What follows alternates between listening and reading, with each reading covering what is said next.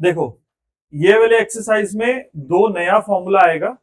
ठीक है, पहला फॉर्मूला ये है कि if two lines are parallel their slopes are equal.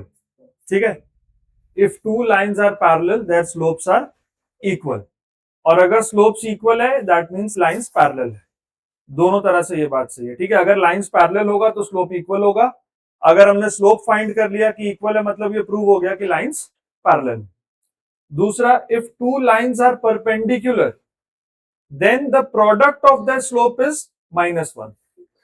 अगर दो लाइंस आपस में परपेंडिकुलर हैं तो पहले वाले का स्लोप और दूसरे वाले का स्लोप मिला के -1 आना चाहिए। ठीक है, अगर स्लोप का प्रोडक्ट -1 है तो लाइंस परपेंडिकुलर है, अगर लाइंस परपेंडिकुलर है तो स्लोप का प्रोडक्ट -1 होगा। ठीक है, दोनों तरह से ये बात है। अब देखो, state which of the following is true. The lines y is equal to 3x minus 5, ठीक है, and 2y is equal to 4x plus 7। ये पैरेलल है, परपेंडिकुलर है, या पैरेलल परपेंडिकुलर कुछ नहीं है। ये हम कैसे पता कर पाएंगे? स्लोप निकाल के पता कर पाएंगे। ठीक है, तो पहले वाले का इक्वेशन क्या है? y is equal to 3x minus 5। अगर हम इसको y is equal to m x plus c से कंपेयर करेंगे तो यहां पर इसका स्लोप क्या आ रहा है? 3। y is equal to m x plus c से m का वैल्यू क्या होता है? स्लोप होता है। ठीक है, दूसरा इक्वेशन क्या है? 2y is equal to 4x plus 7। So y is equal to 4x by 2 and 7 by 2। तो y क्या आ गया?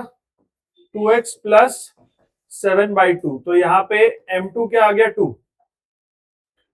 अब देखो ये क्या m1 और m2 इक्वल है? नहीं। क्या m1 और m2 को मल्टीप्लाई करके -1 आएगा? नहीं आएगा। तो ये ना ही लाइंस पैरेलल है ना ही परपेंडिकुलर है, ये ऐसे ही कहीं पे इंटरसेक्ट ऐसे हो रहा होगा, पैरेलल और परपेंडिकुलर नहीं है। ठीक है, they are neither parallel nor perpendicular. ठीक है, नोट करो।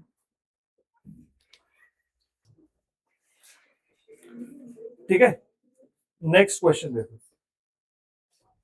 If 6x plus 5y minus 7 is equal to 0 and 2px plus 5y plus 1 is equal to 0 are parallel lines, find the value of p। ठीक है, तो पहला equation क्या है? 6x plus 5y minus 7 is equal to 0। हम इसको y is equal to m x plus c के form में करेंगे कन्वर्ट। ठीक है, तो यहां से पता लगा कि पहले वाले का स्लोप क्या है? -6/5। पहले वाले का स्लोप क्या आ गया? -6/5। अब दूसरे इक्वेशन को भी इसी फॉर्म में लिखते हैं। 2px plus 5y plus 1 is equal to 0।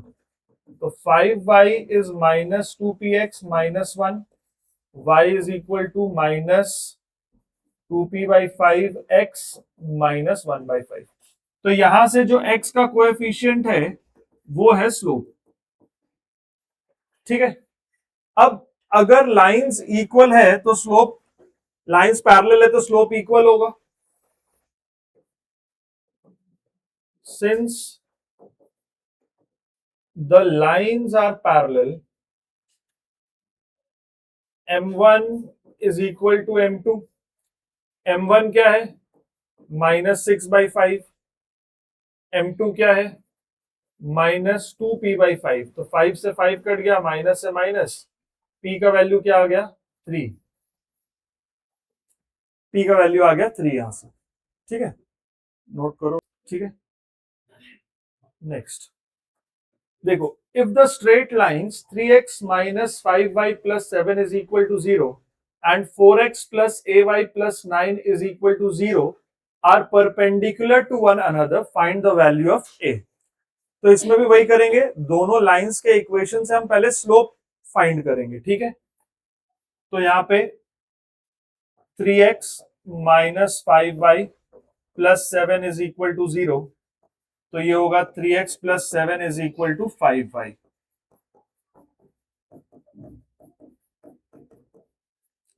तो यहां पे m1 का वैल्यू क्या आ गया 3/5।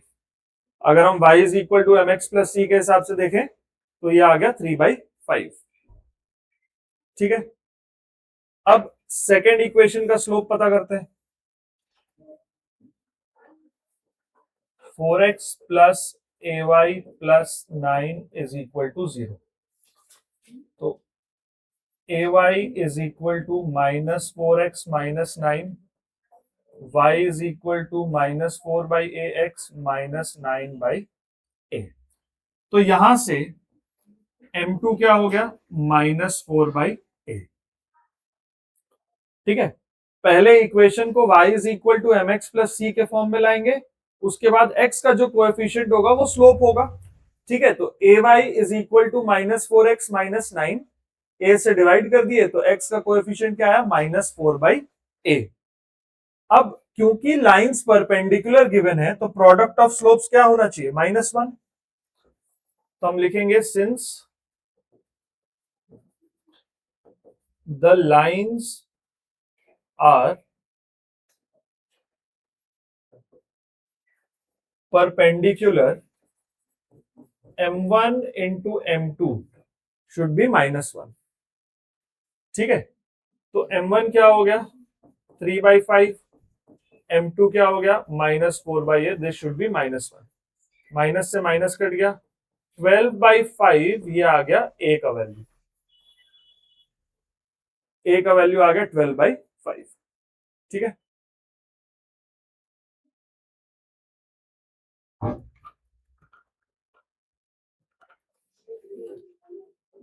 देखो अगला क्वेश्चन कह रहा है if the lines 3x plus by plus 5 is equal to 0 and ax minus 5y plus 7 is equal to 0 are perpendicular to each other, find the relation connecting a and b। तो एक चीज हमेशा ध्यान रखेंगे, जब भी पैरेलल लाइंस या perpendicular lines का बात होगा ना, वो हमेशा स्लोप से रिलेटेड होगा।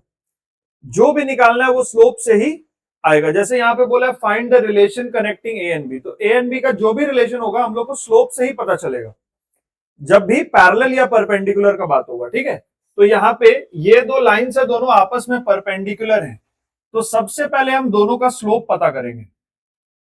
ठीक है, 3x plus by plus 5 is equal to 0।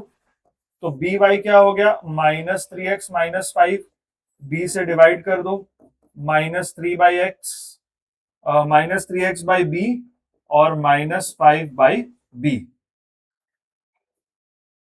ठीक है, तो अब यहां पे इसका स्लोप क्या आ गया -3/b, m1 का स्लोप क्या आ गया -3/b। ठीक है, m1 का स्लोप आ गया -3/b।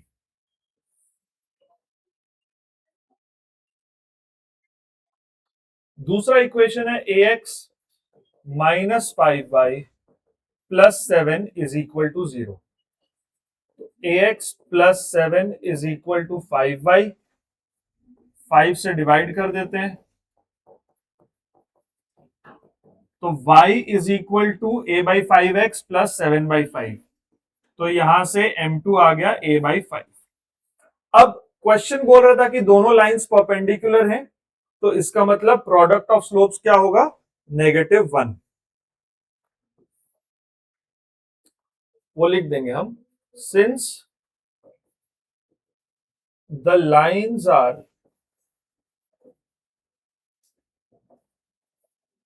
perpendicular,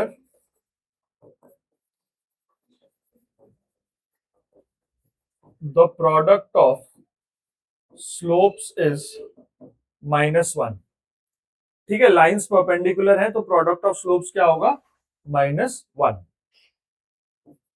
m1 into m2 -1 -3/b into a/5 ये होगा -1। ठीक है, -3/b into a/5 is -1। Minus से minus cancel, 3a is equal to 5b ये रिलेशन। ठीक है, ए और बी में क्या रिलेशन है 3a is equal to 5b। अगर चाहो तो ऐसा भी लिख दो, इसमें भी कोई दिक्कत नहीं है, 3a is equal to 5/3 B, ऐसा भी कर सकते, ठीक है, नोट कर लो। देखो, is the line through these 2 points -2, 3 and 4, 1 perpendicular to this line, ठीक है। क्या कह रहा है देखो, एक लाइन है जो इन दोनों पॉइंट से क्रॉस होता है, क्या ये लाइन जो इन दोनों पॉइंट से क्रॉस होता है इस वाले लाइन को परपेंडिकुलर है? इस वाले लाइन का इक्वेशन क्या है? 3x is equal to y plus 1, है ना। तो हम क्या करेंगे, पहले हम इस लाइन का स्लोप निकालेंगे, फिर हम इस लाइन का स्लोप निकालेंगे और चेक करेंगे अगर प्रोडक्ट ऑफ स्लोप्स -1 है तो। अगर होगा प्रोडक्ट ऑफ स्लोप्स -1 तो लाइंस आपस में परपेंडिकुलर होंगे, नहीं तो नहीं होंगे, ठीक है। स्लोप ऑफ द लाइन, पहले कैलकुलेट करो, slope of the line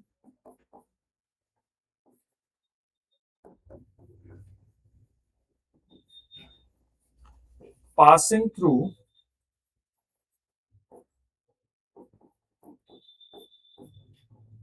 -2, 3 and 4, 1, तो क्या होगा y2 minus y1 upon x2 minus x1, ठीक है।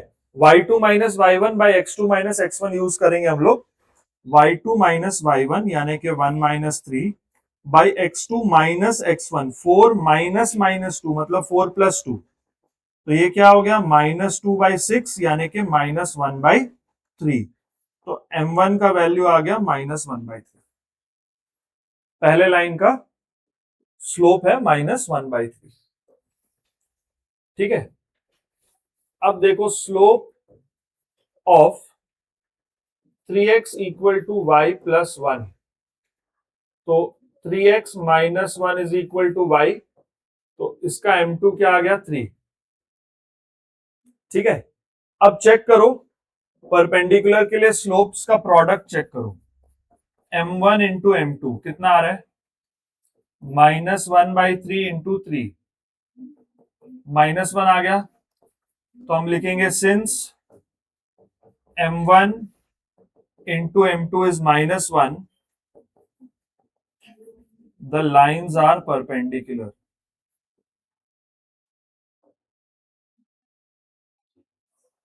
ठीक है। प्रोडक्ट ऑफ स्लोप्स -1 आ गया, इसका मतलब लाइंस परपेंडिकुलर है। फर्स्ट पार्ट क्लियर हो गया, यस दे आर परपेंडिकुलर। अब does the line 3x equal to y plus 1 bisect the joint of these 2 points, क्या ये लाइन इसको बाइसेक्ट कर रहा है? ये कैसे पता लगेगा? बाइसेक्ट कर रहा है मतलब कहां से क्रॉस हो रहा है, मिड पॉइंट से। अब ये हम कैसे पता करेंगे कि कोई पॉइंट किसी लाइन पे आ रहा है कि नहीं आ रहा है, या कोई लाइन किसी पर्टिकुलर पॉइंट से क्रॉस हो रहा है कि नहीं हो रहा है? कैसे पता करते हैं? उस लाइन के इक्वेशन में उस पॉइंट के एक्स और वाई डाल देते हैं कोऑर्डिनेट्स, अगर वो इक्वेशन ट्रू आ रहा है तो फिर वो लाइन उस पॉइंट से पास होगा, नहीं तो नहीं होगा। तो हम पहले ये देखते हैं कि इसका मिड पॉइंट क्या आता है, ठीक है। इसका मिड पॉइंट क्या आएगा, तो mid point of the line joining -2, 3 and 4, 1, तो क्या होगा x1 plus x2/2 y1 plus y2/2, तो ये क्या हो गया 2/2 1, 4/2 2, मतलब 1, 2 इसका मिड पॉइंट है। अब ये चेक करना है कि ये जो लाइन है 3x is equal to y plus 1 ये 1, 2 से पास होगा कि नहीं होगा, ठीक है। तो put x equal to 1 and y is equal to 2 in 3x is equal to y plus 1, ठीक है। तो क्या होगा 3 into 1 is equal to 2 plus 1, 3 is equal to 3. अब हम क्या लिखेंगे, since 1, 2 satisfies the equation 3x equal to y plus 1, the line bisects the joint of -2, 3 and 4, 1. क्योंकि इसका मिड पॉइंट इस लाइन के इक्वेशन को सेटिस्फाई कर गया, इसका मतलब ये जो लाइन है इसके मिड पॉइंट से क्रॉस होता है, ठीक है। तो ये जो है मिड पॉइंट पे आएगा,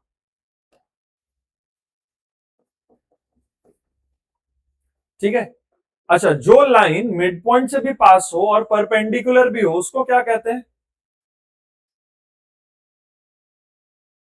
जो लाइन जैसे इसके मिड पॉइंट से क्रॉस हो रहा है ना, तो ये पार्ट और ये पार्ट सेम है और ये 90 डिग्री भी बना रहा है, तो इसका स्पेशल नेम होता है परपेंडिकुलर बाइसेक्टर। तो अगर कहीं पे ये चेक करना हो, अगर यही सेम ऐसा क्वेश्चन हो, ठीक है, और इसमें सिर्फ इतना बात बोले क्या ये line 3x is equal to y plus 1 क्या इन दोनों पॉइंट्स को जोड़ने वाले लाइन का परपेंडिकुलर बाइसेक्टर है, तो हमें दोनों चीज चेक करना है, या तो वो मिड पॉइंट से क्रॉस हो रहा है, दूसरा चीज, दोनों चीज, परपेंडिकुलर भी बाइसेक्टर भी। तो बाइसेक्टर कैसे चेक करेंगे? मिड पॉइंट निकालेंगे, उसके मिड पॉइंट को इस इक्वेशन में डालेंगे, अगर आ गया तो वो मिड पॉइंट से क्रॉस होता है, लेकिन मिड पॉइंट से तो बहुत सारा लाइन क्रॉस हो सकता है। सेकंड कंडीशन चेक करेंगे परपेंडिकुलर का, तो product of slope should be -1। समझ में आ गया? अगर डायरेक्टली पूछा ना कि क्या ये लाइन इसका परपेंडिकुलर बाइसेक्टर है, तो हम ऐसे चेक करेंगे, दोनों का अलग अलग कंडीशन होगा, परपेंडिकुलर अलग से चेक करना है स्लोप से, और बाइसेक्टर चेक करना है मिड पॉइंट से, ठीक है।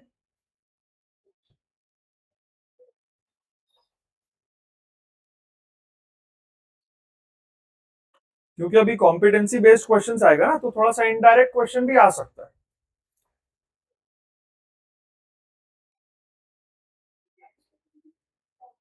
हो गया?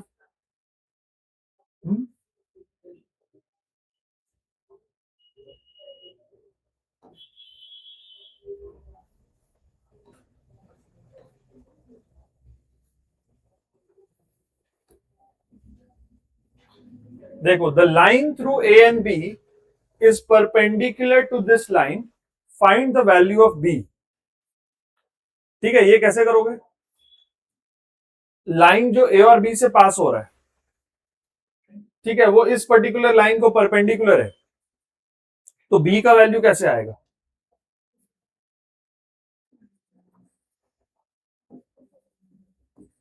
ये ए और बी,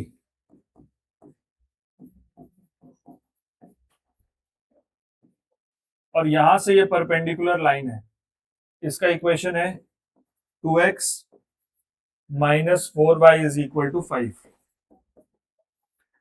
ठीक है, बी कैसे निकालेंगे हम? तो जहां पे भी परपेंडिकुलर का बात है, स्लोप्स को रिलेट करेंगे, तो इसका स्लोप कैसे आएगा? स्लोप ऑफ ए बी कैसे आएगा?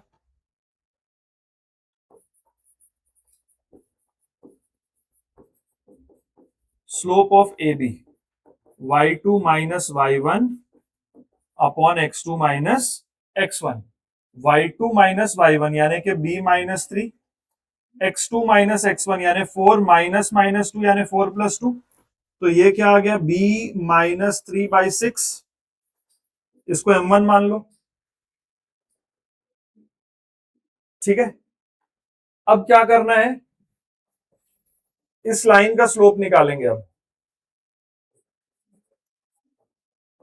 Slope of 2x minus 4y equals to 5, तो ये क्या होगा? 2x minus 5 is equal to 4y, 2x by 4 minus 5/4 is equal to y, तो ये क्या होगा? x by 2 minus 5/4 is equal to y, तो ये हो गया 1/2। ठीक है, ठीक है। अब क्वेश्चन कह रहा है कि लाइंस परपेंडिकुलर है तो प्रोडक्ट ऑफ स्लोप्स -1 होना चाहिए।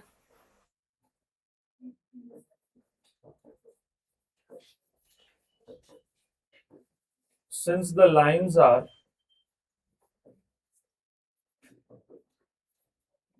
Perpendicular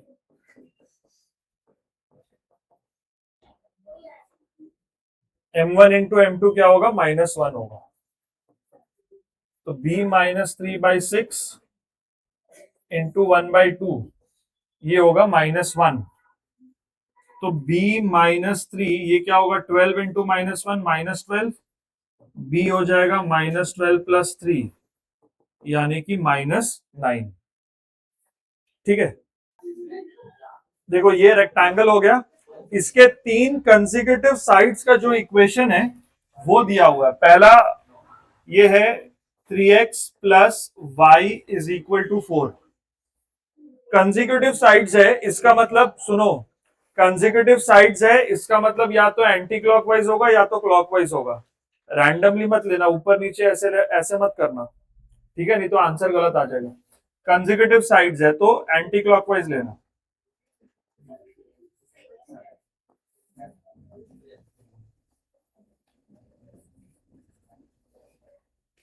bx + 2y + 5 = 0। ठीक है, ठीक है। अब कैसे हम a और b का वैल्यू पता कर सकते हैं? ये इक्वेशन और ये इक्वेशन में स्लोप इक्वल होगा क्योंकि रेक्टेंगल में ऑपोजिट साइड्स आर पैरेलल, और इन दोनों में परपेंडिकुलर है तो स्लोप का प्रोडक्ट -1 होगा। इसके साथ भी यही होगा, प्रोडक्ट ऑफ स्लोप्स -1। ठीक है, तो हम तीनों लाइंस का अलग अलग स्लोप निकालते हैं। पहले सबसे पहले स्लोप ऑफ 3x + y = 4, तो y = -3x + 4, तो m1 क्या आ गया, -3। ठीक है, ठीक है। उसके बाद स्लोप ऑफ x - ay + 7 = 0, तो x + 7 = ay, x/a + 7/a = y। तो यहां पर स्लोप क्या आ गया, 1/a। स्लोप आ गया 1/a। ठीक है, अब थर्ड लाइन का स्लोप, थर्ड लाइन का slope, slope of bx + 2y + 5 = 0, तो 2y = -bx - 5, y = -b/2 - 5/2। ठीक है, y का वैल्यू क्या आ गया, -bx/2 - 5/2, तो यहां से इसका स्लोप पता लग गया -b/2। ठीक है, अब कौन से स्लोप का दूसरे स्लोप के साथ कैसा लिंक है, देखो ये m1 है, m1 और m3 इक्वल है, m1 = m3, slope of parallel lines. ठीक है, तो -3 = -b/2, माइनस से माइनस कटा, b = 6। ठीक है, m1 और m3 बराबर है क्योंकि पैरेलल लाइंस का स्लोप है, तो यहां से पता लग गया कि b का वैल्यू है 6। उसके बाद m1 इंटू m2 इज -1। ठीक है, स्लोप ऑफ परपेंडिकुलर लाइंस। ठीक है, तो ये क्या होगा, m1 कितना है, -3, m2 कितना है, 1/a, ये -1 है, यहां से ये कैंसिल हो गया, तो a का वैल्यू आ गया 3। ठीक है, चलो नोट करो उसको।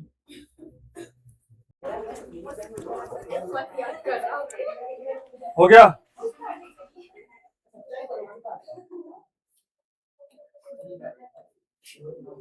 चलो अगला क्वेश्चन।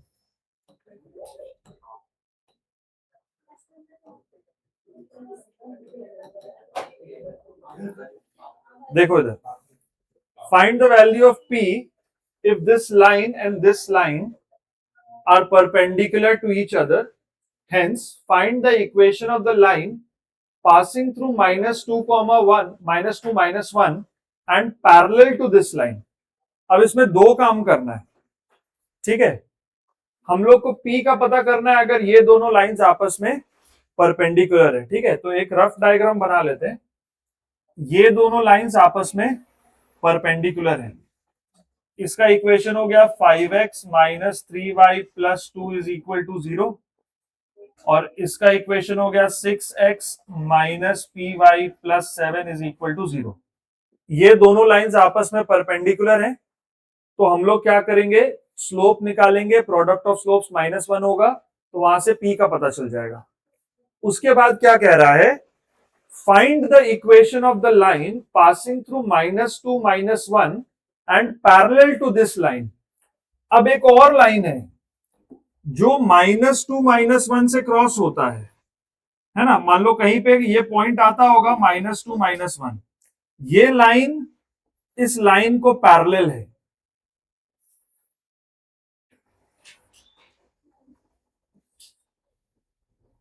समझे?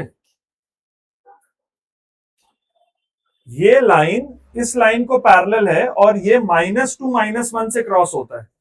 इसका भी इक्वेशन बताना है, ठीक है। तो सबसे पहले हम एक काम करते हैं, p का वैल्यू निकालते हैं, फर्स्ट स्टेप। तो स्लोप ऑफ, सबसे पहले ये निकालते हैं, slope of 5x minus 3y plus 2 is equal to 0। तो 5x plus 2 is equal to 3y, 5x by 3 plus 2 by 3 is equal to y। तो m1 हो गया 5/3, ठीक है। पहले वाले का स्लोप आ गया 5/3, ठीक है। इसका स्लोप m1 है, इसका स्लोप m2 है, ठीक है। Now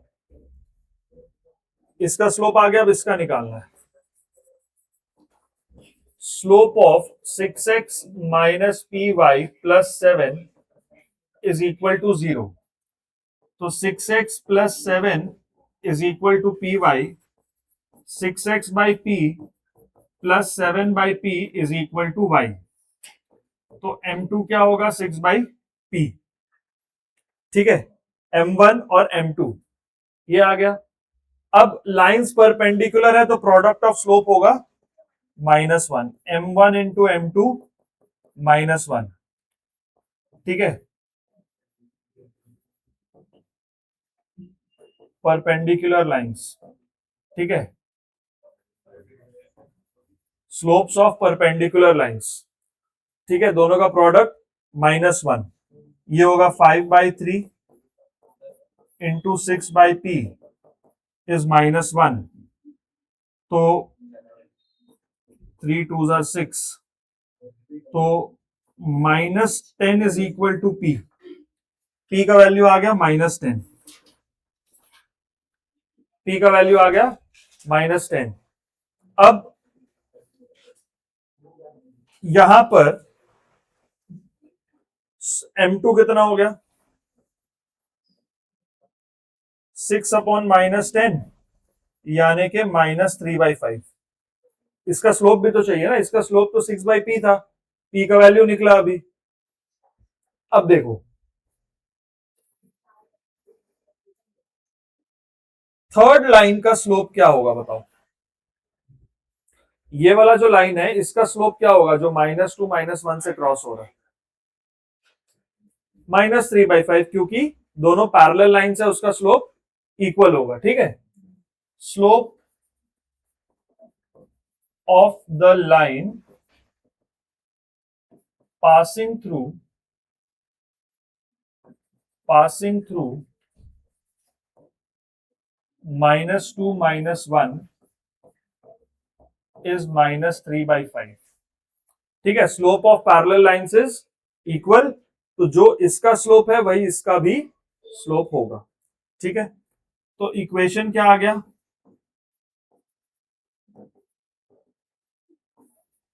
y minus y1 is equal to m x minus x1। तो y माइनस y1 ये y प्लस 1 हो गया, m की जगह पे आ गया -3/5, x माइनस x1 ये आ गया x प्लस 2। ठीक है, तो ये क्या बनेगा 5y plus 5, 5y plus 5 is equal to -3x minus 6। तो ये हो गया 3x plus 5y plus 11 is equal to 0।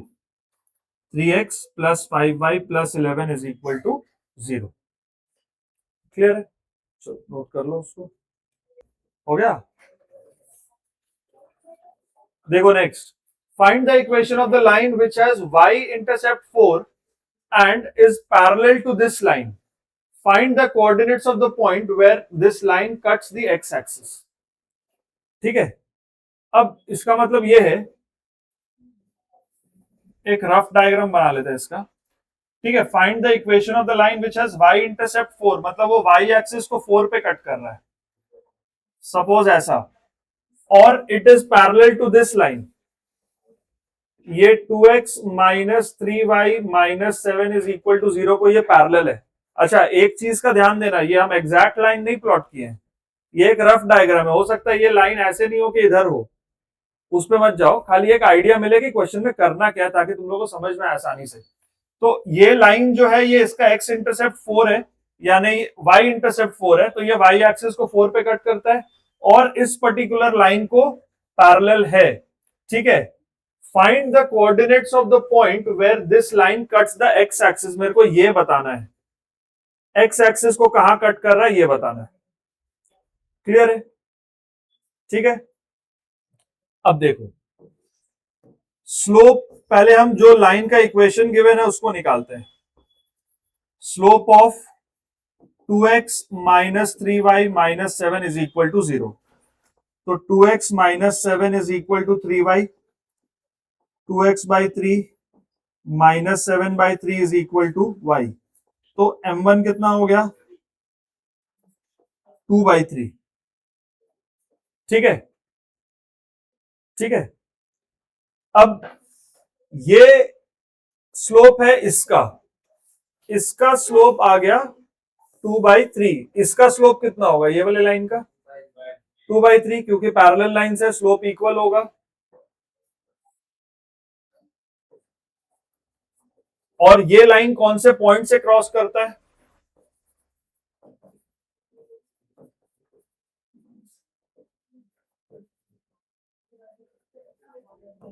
Slope of the line passing through 0,4 is 2/3। ठीक है, slopes of parallel lines is equal.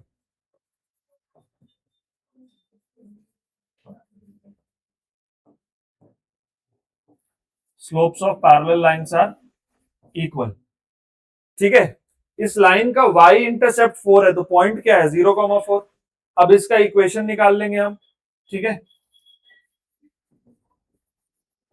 Equation of the required line,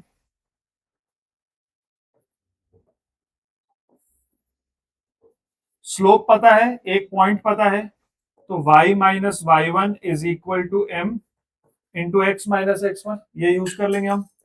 y minus y1 is equal to m, slope है 2/3, x minus x1, x1 है 0, तो ये हो गया 3y minus 12 is equal to 2x, 2x minus 3y plus 12 is equal to 0। ठीक है, ये इस लाइन का इक्वेशन हो गया। ठीक है।